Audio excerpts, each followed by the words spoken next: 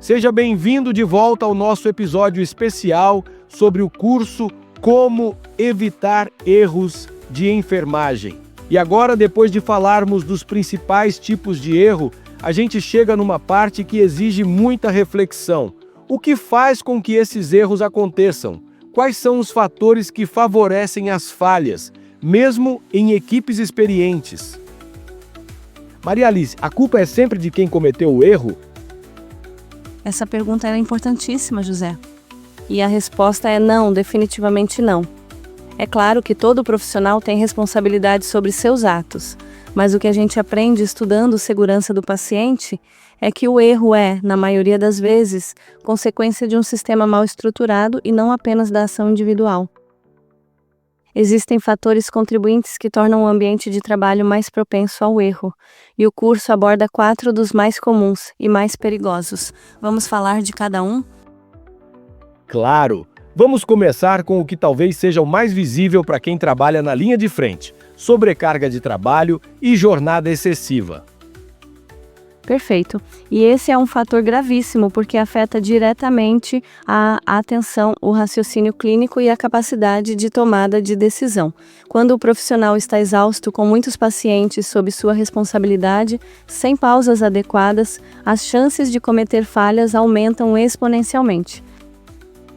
Além disso, a sobrecarga gera desgaste físico e emocional, o que compromete a empatia, o cuidado humanizado e até a paciência na comunicação. É como se o profissional estivesse no automático. E falando em automático, isso nos leva ao segundo fator: distrações, falhas humanas e o uso excessivo do automatismo na rotina. Exatamente. Muitas vezes o erro acontece não por desconhecimento, mas por distração, por pressa ou por excesso de confiança. A gente se acostuma com a rotina e entra no modo repetição, e é aí que mora o perigo. Por exemplo, preparar uma medicação sem ler o rótulo porque a embalagem é parecida com a de ontem.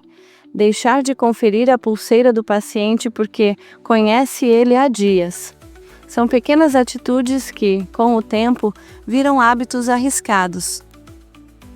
E quando esse automatismo encontra um ambiente desorganizado, aí vem o terceiro fator: falhas sistêmicas e ausência de protocolos. Isso mesmo.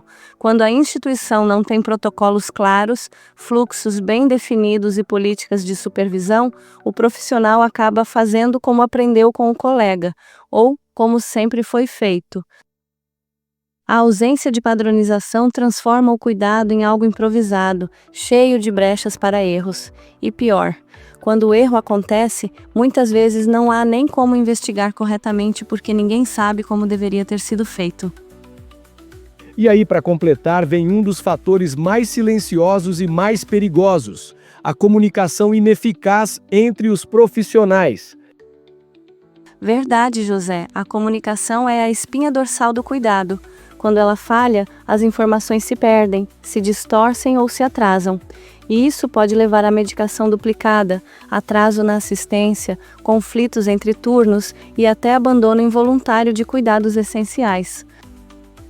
Muitas vezes o erro acontece não porque ninguém sabia o que fazer, mas porque ninguém se comunicou claramente.